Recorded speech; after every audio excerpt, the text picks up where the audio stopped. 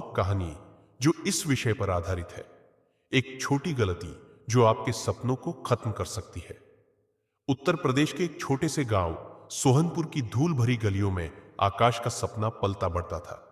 उसके पिता राम भरोसे एक मामूली किसान थे, जिनकी आंखें हमेशा आसमान की ओर उम्मीद से देखती थी। कभी बारिश के लिए तो कभी अपने बेटे के भविष्य के लिए। आकाश गांव का सबसे होनहार लड़का था। उसकी आंखों में एक अलग ही चमक थी। एक ऐसी आग थी जो उसे किताबों से कभी दूर नहीं होने देती थी। उसका एक ही सपना था, आईएएस ऑफिसर बनना।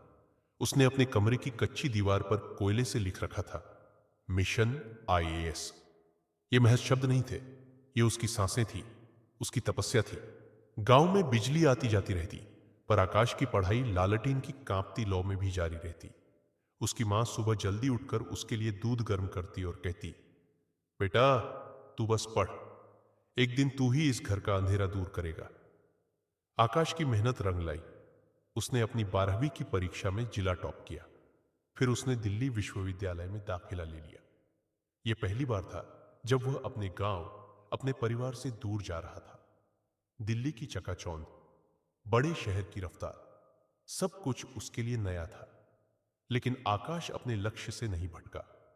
वह एक छोटे से किराए के कमरे में रहता, जिसका किराया चुकाने के लिए उसके पिता को अपनी जमीन का एक छोटा टुकड़ा गिरवी रखना पड़ा था। 3 साल की कड़ी मेहनत के बाद आकाश ने ग्रेजुएशन पूरी की और सिविल सेवा परीक्षा की तैयारी में जुट गया।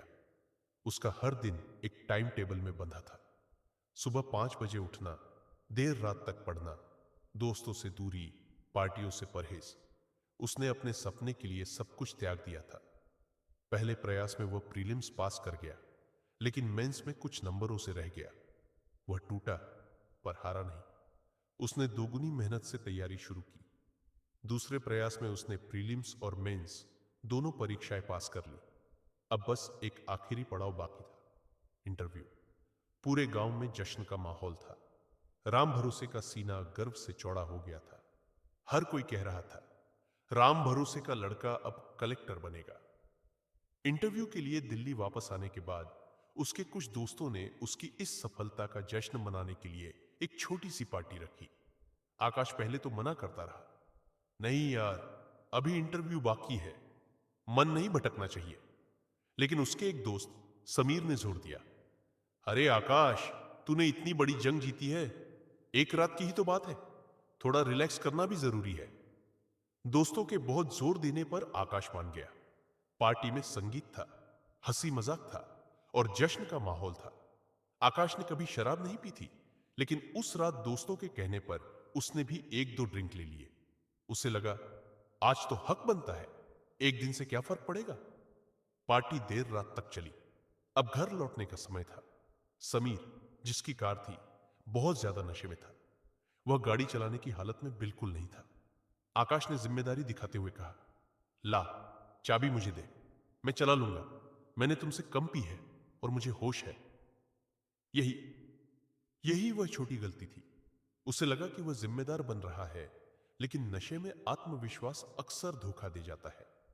रात का सन्नाटा, खाली सड़कें और कार की रफ्तार। आकाश को लगा सब नियंत्रण में है। वह अपने आने वाले इंटरव्यू के बारे में सोच रहा था, अपने आईएएस बनने के सपने के बारे में, अपने मां बाप के खुश चेहरों के बारे में। अचानक एक मोड़ पर उसकी आंखें एक पल के लिए झपकी, बस एक पल के लिए।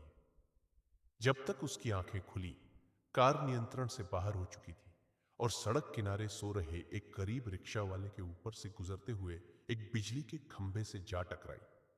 धमाके की आवाज ने पूरे इलाके को जगा दिया। लोग इकट्ठा हो गए। किसी ने पुलिस को फोन किया।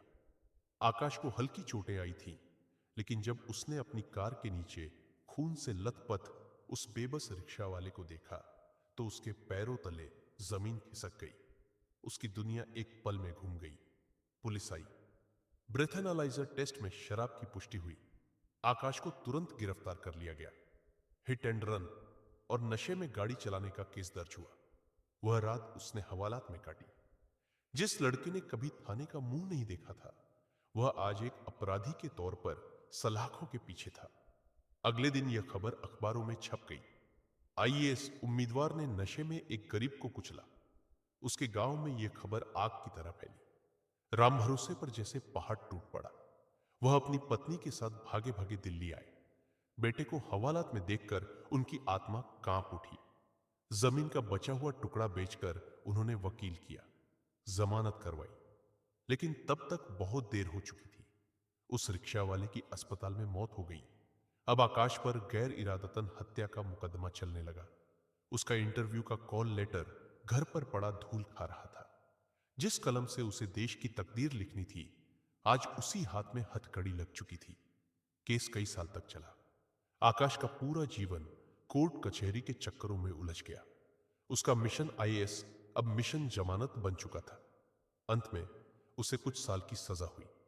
जब वह सजा काटकर बाहर आया तो वह एक टूटा हुआ इंसान था। उसकी आंखों की चमक मर चुकी थी। उसके चेहरे पर अब सपनों की नहीं बल्कि पछतावे की लकीरें थी।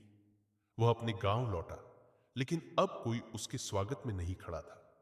जिन लोगों की आंखों में उसके लिए सम्मान था, अब वहां या तो दया थी या तिरस्कार। वह अक्सर अपने कमरे की उस दीवार को देखता जहां मिशन आईएएस अब धुंधला पड़ चुका था। वह सोचता, काश काश उस रात मैंने दोस्तों की बात न मानी होती। काश मैंने वह एक ड्रिंक न पी होती। काश मैंने नशे में गाड़ी चलाने की वह एक छोटी सी गलती न की होती। एक छोटी सी गलती, एक पल की लापरवाही ने उसके सालों की तपस्या, उसके मां बाप के त्याग और उसके शानदार भविष्य को हमेशा के लिए खत्म कर दिया था। उसका सपना अब बस एक अधूरी कहानी बनकर रह गया था, जो सोहनपुर की गलियों में आने वाली कई पीढ़ियों को सुनाई जाती। एक ऐसे होनहार लड़के की कहानी जिसका सपना बहुत बड़ा था, लेकिन जिसकी एक छोटी सी गलती उससे भी बड़ी साबित हुई। सीख, सफलता की राह बहुत लंबी और कठिन होती है, लेकिन उसे बर्बाद करने के लिए बस एक पल की लापरवाही और एक छोटी सी गलती ही काफी होती है। अपने सपनों की उतनी ही हिफाजत करें जितनी मेहनत आप उन्हें पाने के लिए करते हैं।